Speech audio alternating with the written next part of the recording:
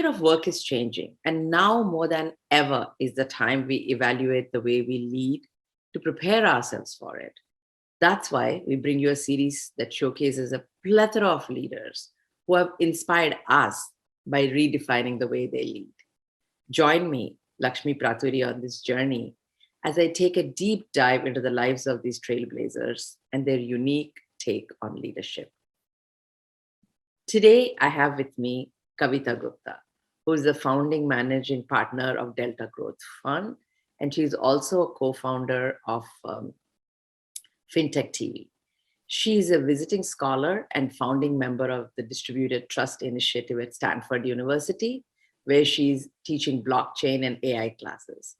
Previously, she was the founding managing partner of the VC-hedge fund at ConsenSys, investing in next-gen blockchain technologies. In 2004, for being the founding member of the Green Bonds at the World Bank. She set up innovative investment funds for over $500 million across USA, East Africa, the Middle East, and South Asia via Eric Schmidt Family Office, IFC, the World Bank.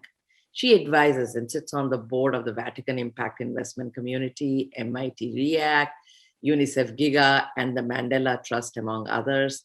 All you need to know is that she's somebody who's well ahead of the curve on anything that's happening in the future, especially about finance. With that, I'd like to invite Kavita. Thank you so much, Lakshmi, for having me. And I need to hire you as my PR now because nobody can introduce me better than that. You know what? You know the golden rule of PR, right? You cannot lie. So, you cannot ever talk about something if you're lying about it. So whatever I said, I know how to say it well, but it's all truth. So, as I said, Kavita, you have been like for over a decade, or maybe even more, you've always been leading this whole blockchain technology related activities since the beginning, so to speak. And the world has finally caught up, I think, with all that you've been talking about. I'm more interested to begin with, in what way have you seen these technologies revolutionize our social, political, financial structures in this world? So, Lakshmi, blockchain technology, think of the origin of it, right? It's very easy to just read terminology, democratizing the world, decentralizing the world. What does that really, really mean in a context? So there is this concept known as liquid democracy, which I presented at MIT Media Lab 2-3 years back now. Last year just seems blurred, so I'm always lost how many years it has been. But I know. The idea of a technology like blockchain, let's start in the history. In my days, and I'm not that old, but like I remember when I was in high school, there was no Google, right? There was nothing. When I was applying for my study abroad programs, I had to go to British Embassy. So it's not like the knowledge wasn't there. The knowledge was not widely available there. And then we move to a phase of a widely available knowledge to the extent now we are talking about what is a right knowledge and what is a wrong knowledge, right? That trust which we used to have when I used to go to British Embassy or American Embassy to see what colleges exist, the trust was inbuilt that these are the organization. If they're telling me Harvard exists in Boston, then it does exist in Boston. I'm never going to question it, right? Correct. To the point, I'm sure there's some fake news that Harvard exists in Atlanta or somewhere else. Who knows? And there are people believing it, right? So we have reached to the other extreme of it. When we reach to the other extreme of it, there is at the same time on a public knowledge we have reached there. But if we look at government, institutions, financial places, that transparency and accountability still doesn't exist. Whether it's the accountability on your data and privacy, on your identity, and most importantly, when we talk about liquid democracy, it is governments across the world.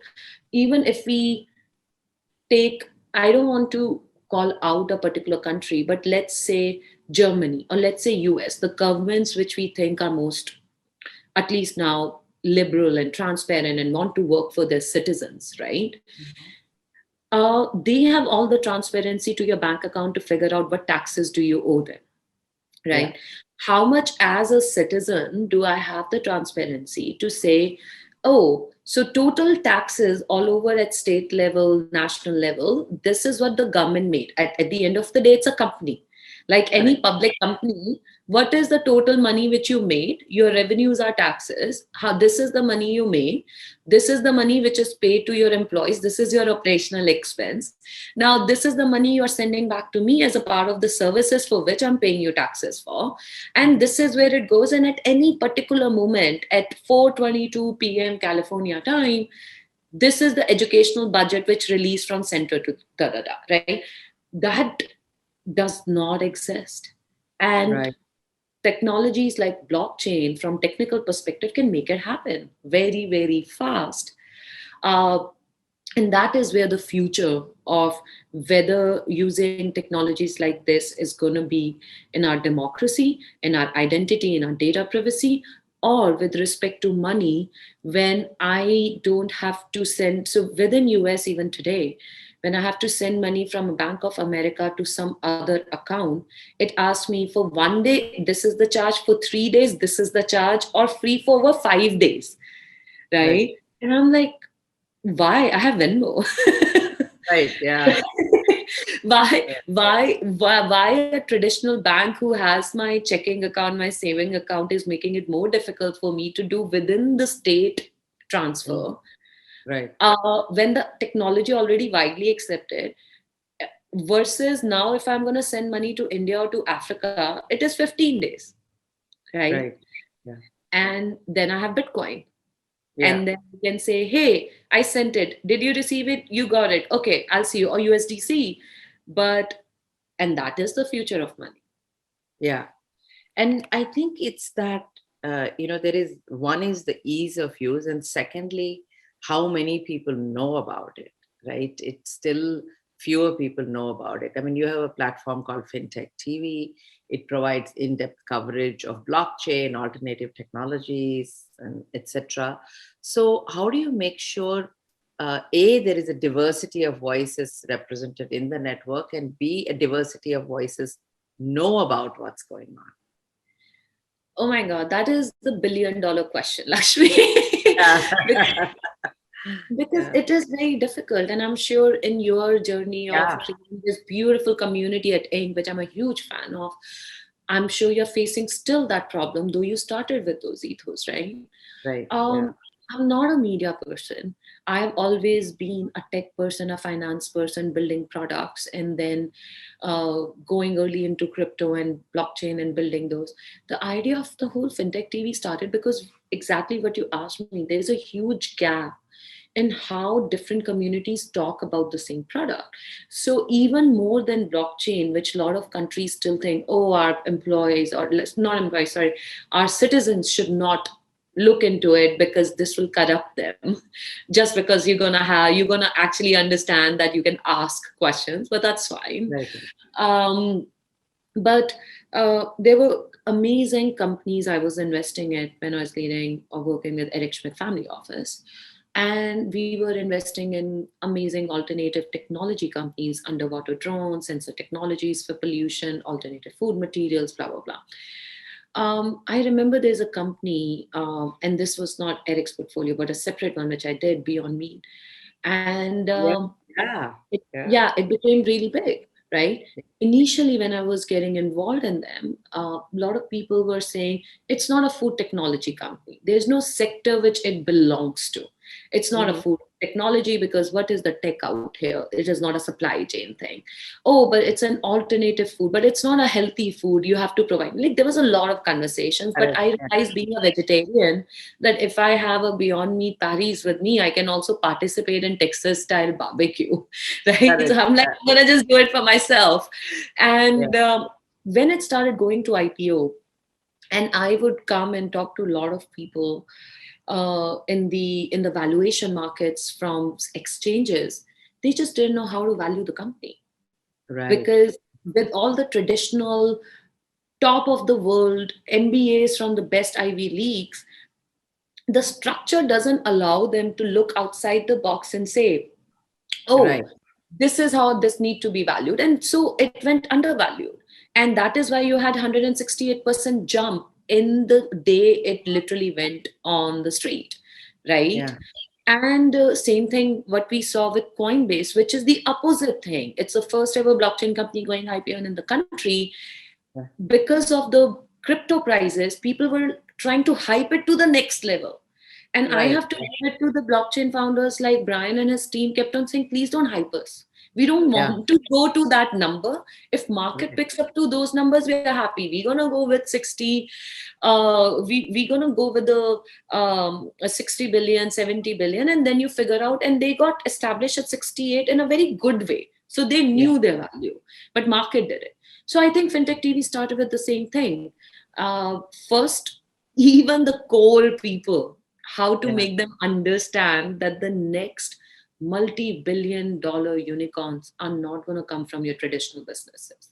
Correct. Yeah. And It's they're not not going to do traditional, not going to work traditionally. They are not, going to be evaluated traditionally either. So it's yeah, very, very, they yeah. not do it traditionally, and then people suddenly realize that a company like Coinbase, which is a complete new financial structure, financial currency supporting a platform, their valuation is 68 to 70 billion dollar in the market, and the total market cap of JP Morgan and Goldman Sachs are anywhere between 140 to 180 billion dollars. Right. So how, what do you, so is is it a future, or that's already here?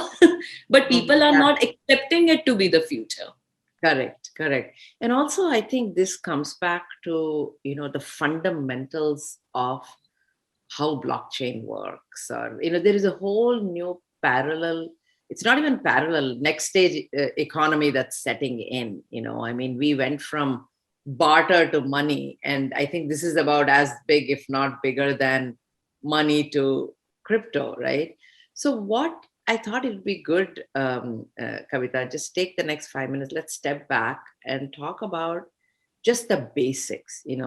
It's like, the way I think about it is that blockchain is like internet. It's like a base on which many, many things can happen. So it's essentially a digital record of transactions that are made with cryptocurrencies. And tell us a little bit about the whole, we understand the idea of blockchain. It came because people got tired of the traditional system and said, look, there has to be something alternative. There is a way in which I can test if whatever information you're putting out is right or not, without having any one person in charge of doing that, because then there is that bias that's set in. So in my mind, blockchain is the most unbiased, distributed financial framework that's available for us. Let's not go into details of how, but it's available to us. So now, on top of it, tell us about this blockchain, there's cryptocurrencies. Now within that, there's Bitcoin, there's Ethereum, there's various standards, etc. So just give us a primer on what are cryptocurrencies, in what way they're really changing the way we are going to transact with each other. um so I would go as I tried to explain it to my mom and dad. My mom still Yes. hasn't got it, my dad has picked it up. And he got so impressed, he thought I created Ether, which I want to tell dad, no dad, I didn't, I wish I did. um, I'm a cheerleader for it, but I didn't. Yeah. so what is a money, right? When we hold a coin or when we hold a note, it's basically our trust that if it says $10, it is going to get me something which is going to be value of $10. So it is a storage value, right? Right. So we are just trusting that piece of paper, and we are trusting the government behind that piece of paper at the end of the day, right? So now it has happened, people don't understand it. I was in Nigeria when I woke up, and that piece of paper was like, had no value. My paper towel had more value than my 100 nira at that point of time, you know, Yeah. because the economy collapsed. So I am putting my faith in somebody else. Somebody else is putting faith in 15 other people. 15 other people is putting faith in these 100 politicians who may or may not really want to do something good Yeah. for me. And that's how the currencies worked. Now, the whole Bitcoin movement started from the Wall Street movement. It's a product of the Wall Street movement. When people came together, smart people came together. When people think of Wall Street movement, they only think of homeless people sitting in the park and trying to protest. No, that's not the case, actually. There were some of them. But the very intelligent people came together and said, if the whole economy globally can bring down by some people who are only working for themselves, they don't care about everybody else, then what is the system? And there are so many loopholes based on which country you belong to. Is there a global system which is not controlled by anyone? Is there a global system which is completely generated? So everything works on supply and demand. So let's put all this economic concept on a computer programming, and let's that computer programming based on triggering effect produce it. Now, the same computer programming we trust on Google, same computer programming we trust on Amazon. When Amazon say, oh, by the way, you need to buy this next. You don't know this yet, but you need it. And we trust that, right? And we end up buying that. So same thing with that happened. And that's how Bitcoin comes. Bitcoin is not owned, governed, or launched by any individual. It's a complete, pure computer programming system, which is not dependent on your geography, not dependent upon your citizenship, anything. It's a currency which I go on the internet. I buy one Bitcoin.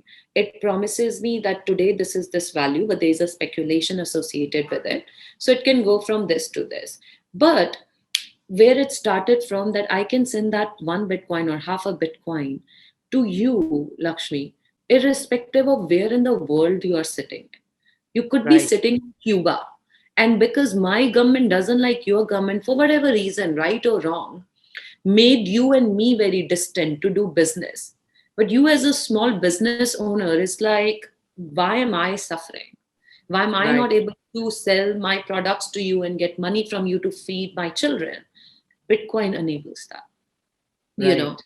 That is what it is. It's a decentralized currency. There are two myths which I want to underline. There is a myth which most of the people say, oh, this is used for drugs because this is untraceable. That is a complete myth. In fact, Kathy Huan, who was in SEC and now who actually was taking care of the case of Silk Route, where the Bitcoins was used, and now a managing partner at A16Z, literally said it was untraceable because government didn't know how to code it.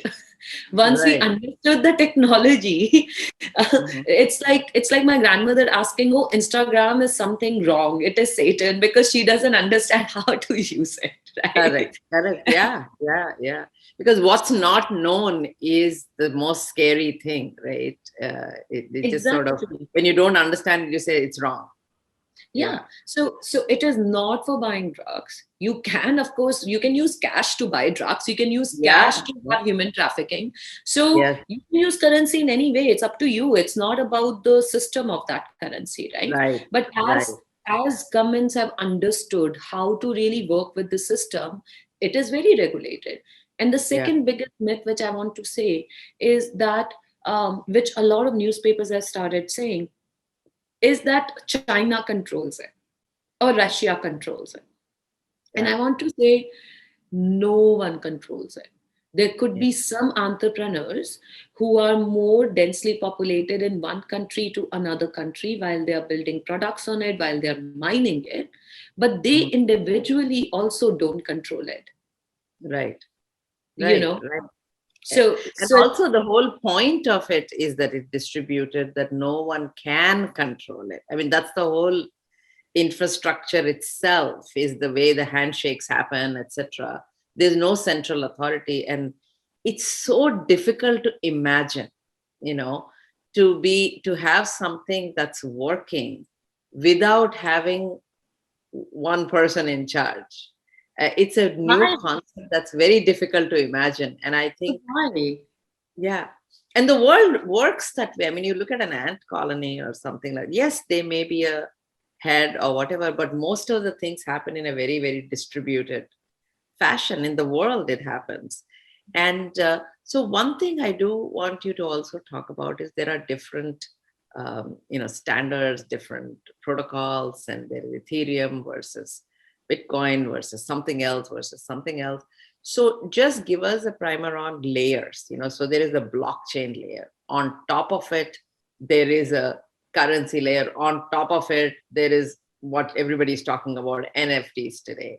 So just give the layers to us. And, I know it's impossible. You spend hours talking about it. So I just want everybody to understand the basic layers on top of blockchain. So I won't go through the stack which we go through my class at Stanford, because that would be Yeah. unfair. Yeah, they're all Correct, completely. yeah. I'll just pick a very basic, which I would love like my friends, my family to understand, is there are two components. There is cryptocurrency, which is completely your payment systems.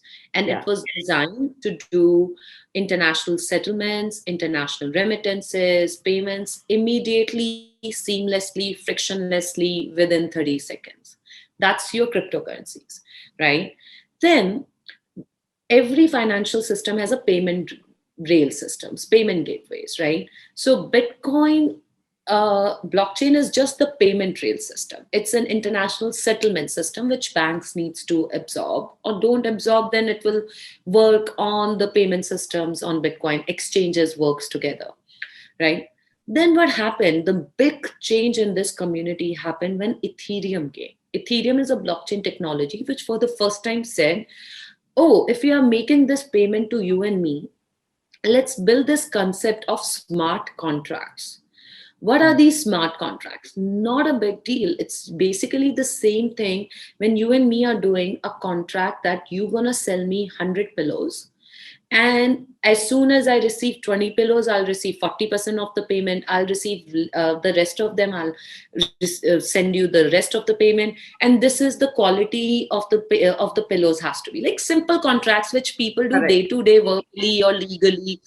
They just put them uh, into a triggered way of in a digital manner, saying that you say what your conditions are, the other person say what your conditions are. Now they are programmed. Now every time you don't have to check.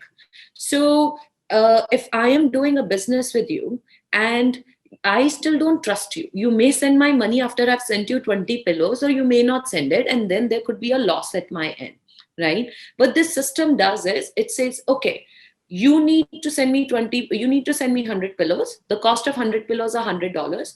We have checked her account and we have blocked $100 for next 1 month.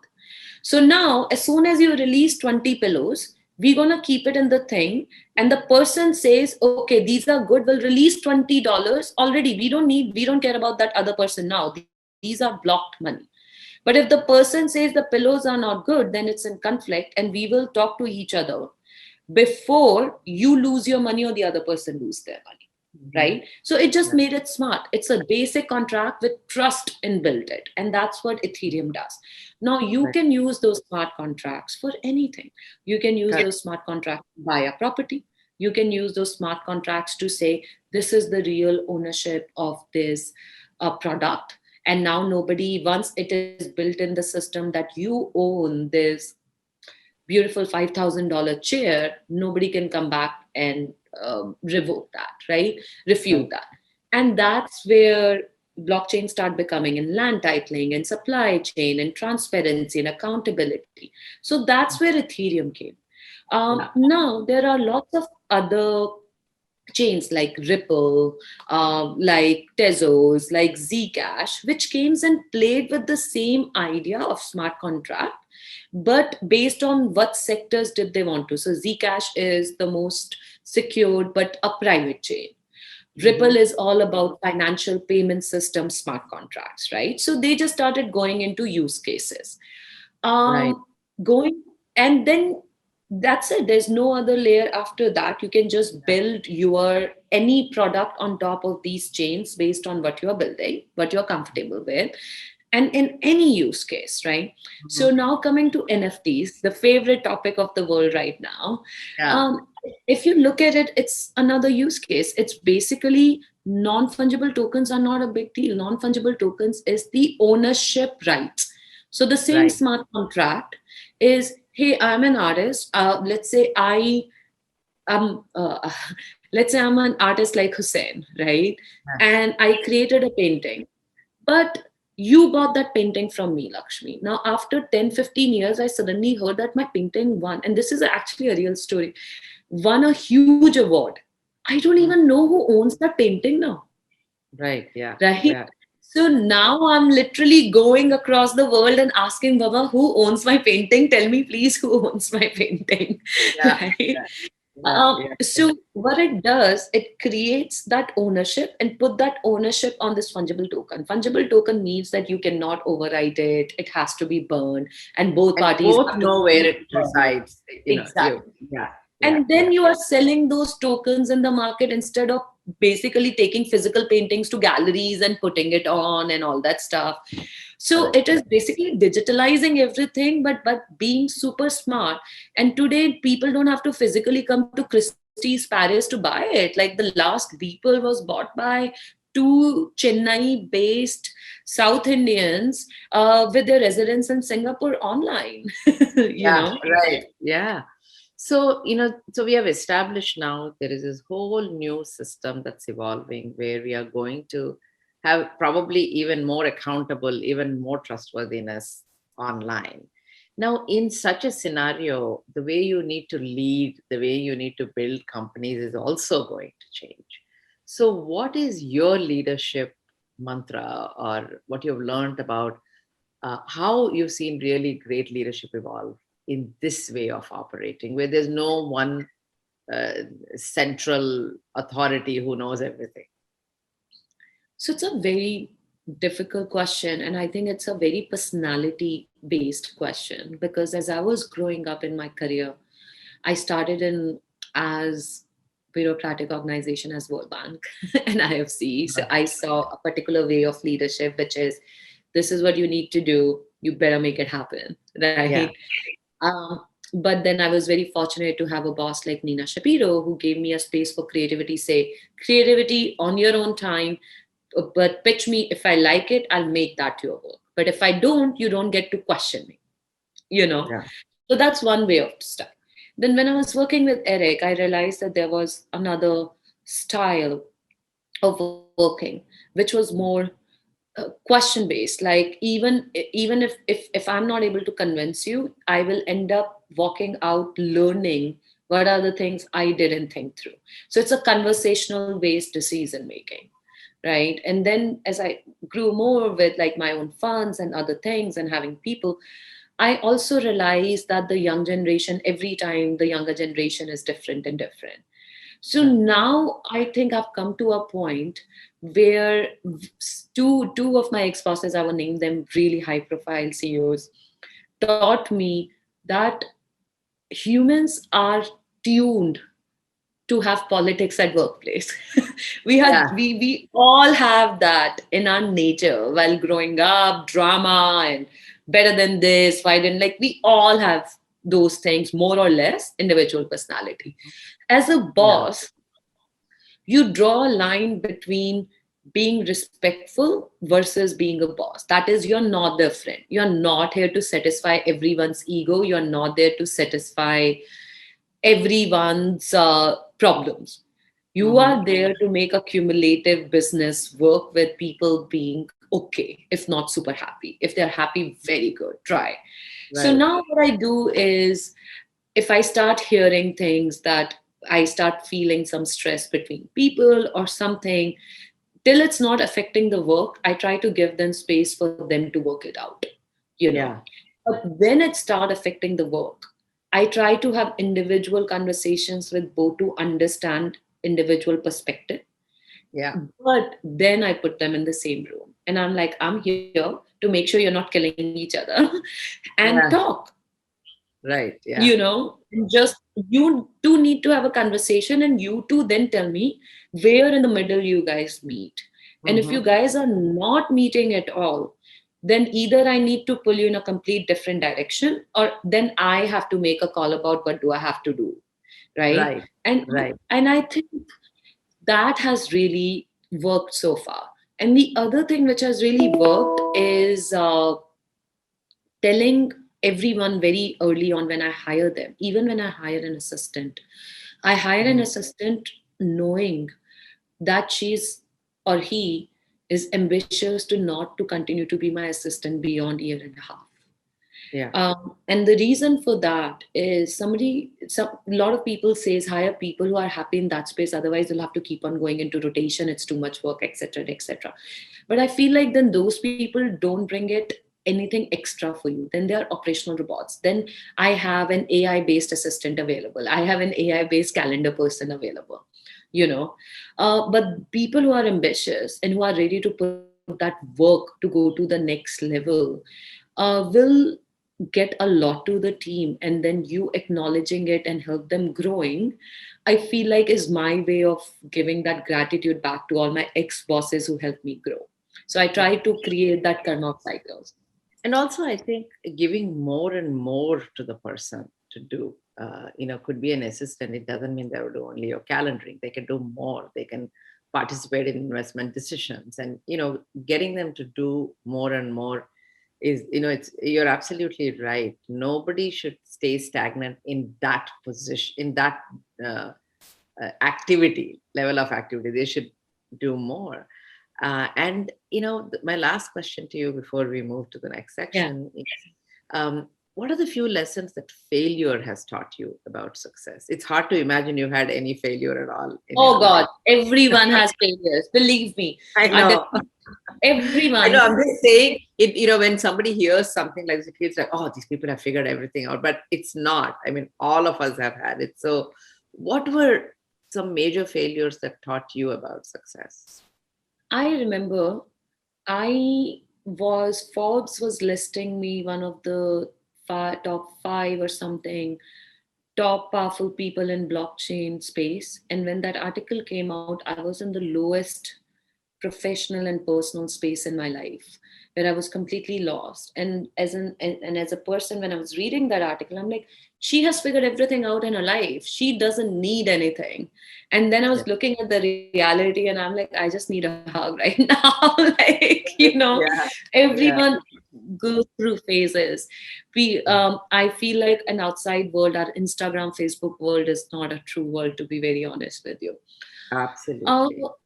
the toughest thing the failure has taught me, which some I still struggle to grapple sometimes, are 99% of the people are not your friends and are not going to be there when you're going to be when you need help, and especially when you need help to survive, not just thrive. Yeah. So I my biggest learning mantra from there is be nice to everyone. Try to help as many people when they are looking for a job change, a career change, or something to Mm.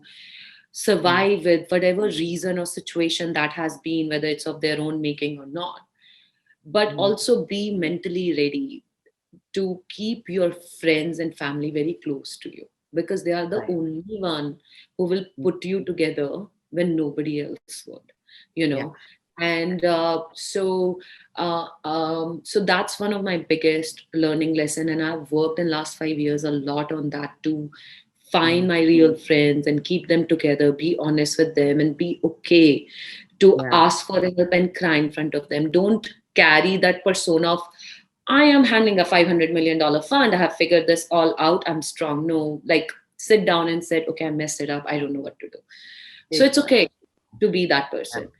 And Yeah. this, and just one more thing, Lakshmi, I know we are really behind time, but I think uh,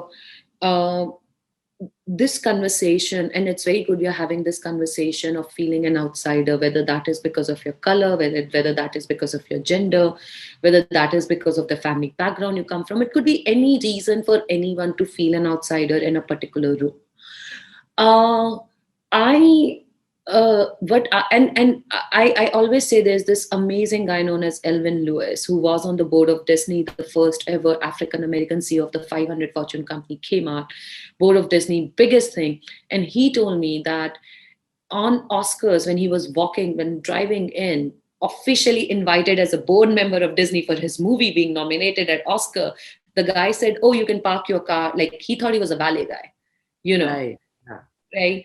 And he said, I felt outside, but I laughed and said, turned the situation out in my head and said, this is what you thought of me, but I am here and walking in today. And you are Yeah. still going to be outside. So what I Correct. learned from there is every time I felt I'm an outsider in this room and I may not belong to this room, there is a Mhm. reason I've been invited to this room. So what is the best I can make out of it? So don't get into the victim syndrome. A lot of times we end up putting ourselves into that victim syndrome and not able to get the best out of that particular room.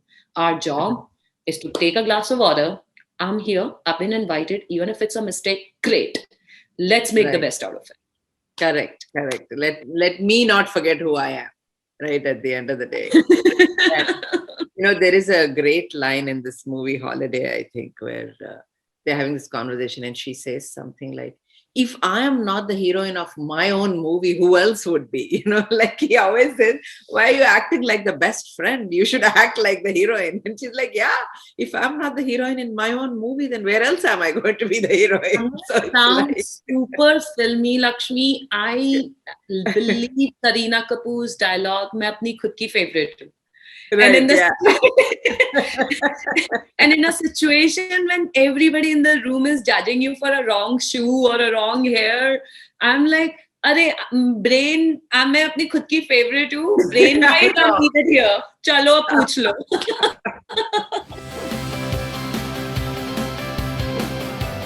So with that, you can also ask me. We are in this Yes. flipping to say "stump me if you can" section. So ask me anything you want. Lakshmi, now we are moving to the main section. This is the highlight. So let's start from here. So tell me your situation, Lakshmi, very similar to what I just shared. When you Yeah. have walked into a room, you're very, very well deserved to be in that space. But Yeah. what triggered you to feel maybe, maybe not, and how did you handle that? Yeah. I always say that, I lived, the best thing that happened to me is when I came to America, I went to Portland, Oregon, which is 92% white population. And I went into an industry later, technology, where it's predominantly men. And, all my life, I studied mathematics, I was in IIT, I was always a minority in wherever I was. And I learned this only after I went to Portland that the way to get over yourself is to forget what you look like in a room. And this I learned from theater. I did theater as a minor. Is my teacher taught me that to be great in the scene, take the attention away from you. If you don't look like, how do I look? How does my shirt look? Forget that and say, my focus is to get the most from Kavita. If my focus is on you, I look better. So when I walk into a room, I don't think of what I look like. I think I look like everybody else in the room. I joke this all the time when I talk, that if I'm in a room of tall, white men, I think that's what I look like. If I'm in a room full of incredibly beautifully dressed, gorgeous women, and I walk in like my usual jeans and something else or whatever, I think I look like them. I think when the attention is not on you, but on the room and what you want to make happen from the room, problem solved. Who cares what you look like? It's the other person's problem who's looking at it. You're not looking at yourself. So you just blend in. As far as you're thinking, you're blended in. And so it's the other person's problem, not yours. Very well said. Lakshmi, something you asked me earlier. Um, I this community which you're building for Inc. It's a very, very curated community of artists and thinker and intelligent people, like smartest of their own space across. How do you keep an eye to make sure um, right voices speak, which are diversified enough? Which, like, how do you create that? Because I've been always lost, like little at loss about it. I still see panels where they are, and it's okay if there are only guys who are really proficient in that particular thing. Please do them. Then don't have a token women, a token colored Yeah. person. I hate that. Yeah. Like, don't pick me because you couldn't find any women to come. How Correct. do you manage that? You know, I I always feel that you need to have a diversity of all kinds in whatever you do, diversity of thought, diversity of geography, diversity of gender, diversity of um, many things. And sometimes you have to have people you may not agree with just to hear that point of view. Otherwise, there is such a danger of creating an echo chamber. For me, I have one bottom line. If they break that, I don't want to be with them. And that is about how they treat others. I cannot stand divas. I cannot stand someone who comes and treats my staff really badly or very abusive or think that they're God's gift to the world. That is one quality I don't like. And I had to deal with even that. It's impossible not to deal with it. Then sometimes you're in shock, you don't know how to deal with it. But the point is, who do you choose to associate with? And are they people you want to have a good dinner with and hang out with? If you can just apply that, you can deal with every other diversity, every other difference of opinion, because that's all it is. It's a difference of opinion, and that's Yeah. okay. But I must say that I do have a checklist. I say, are there enough women? Are there enough people from different geographies? Like when we pick our fellows, say I have to have 20 of them. And I'm like, look, let's make sure they're from north, south, east, west. There is some blend of that.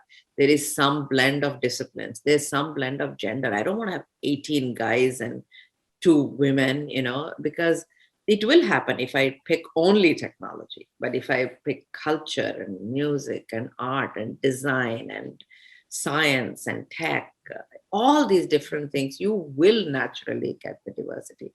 But I do have always a checklist of, do I have enough women? Do I have enough diversity of thought? And I ask myself all the time that, um, I will not compromise on the quality of the person, but all things being equal, it is important to have a checklist of that diversity. You need to publish that checklist for everyone to follow, Lakshmi. Yeah, it's really, so anyway, do you have any other questions or retreat? um, no, and I guess we are moving to our next one, Yeah, which is yeah, super fun. I love this one, Ink Tree yeah. C. Yes. So tell me, as I shared with you earlier, we do this because we don't want our relationship to end with this interview. What can we do? What can we come up with that'll continue our conversation after this? That'll result in some action that's interesting. So the last time we were talking, I think a really interesting idea came, which I think, Lakshmi, you should Yeah, really uh, think through or ask your community to think through. We were talking about NFTs, and now everyone correct. is like, if we are talking about future of money and future of finance, maybe this will get them slowly, convert them. How about we launch a 30-minute, 45-minute time NFTs for all your advisors and the community members of Inc. to have some conversations and advice from each other? Right. And we also talked about maybe we do that and we have the proceeds go to the foundation where our fellows can get supported. We can give grants for them, etc. So it could be a great way to generate, participation, giving. It's sort of a paid forward kind of a thing. And if we have people donate their time and or share the proceeds, either way is fine. I think that's a great idea. We'll definitely follow up with you on that, Kavita, and we'll launch it together as a Inc. family, Inc. tribe initiative, and see how we can do it. I love the idea, and we have so many people who want to give their time, and time is the most valuable, most precious thing Yeah. we can get, instead of having people just write a check and walk away. This is a fantastic way to get them engaged in what we want to do. So I already thought about it. We are setting up an Ink Imagination Center in Dhun. And to set that up, we are setting up a trust, etc. And this will be a great way to raise money. So it'll have a permanent residence also that you can see what's happening there. So there is I always believe in giving where you pay once and it just keeps multiplying as opposed to going every year and asking, so how can we leverage what we have and make it grow? So No, I'm in. I already sign up for 2 hours for whatever anyone wants to talk about, starting a yeah, new business or learning about blockchain, crypto, or AI. yeah. So you're on. So thank you so much for your time, Kavita. I want to say one thing, that the reason I love these conversations is because I think they develop deep friendships. I've become such a great fan of your work and your ethos, and the way you nurture friendships. I really feel blessed to have you in our circle. So I look forward to many more conversations, and thank you so much for your time. No, And here is no. to our next step. Pretty soon we'll talk about us launching this NFT, and let's go from there. Let's do it. Let's do for the whole Inc. community and the family. Thank you so much, Lakshmi, for having me. Thanks, It's always Kavita. so much it's always educative apart from fun. Thank you. And thank you to our listeners for giving us, again, what I said, you're the most valuable thing you possess, which is your time. And we'll all talk to you soon. Bye bye.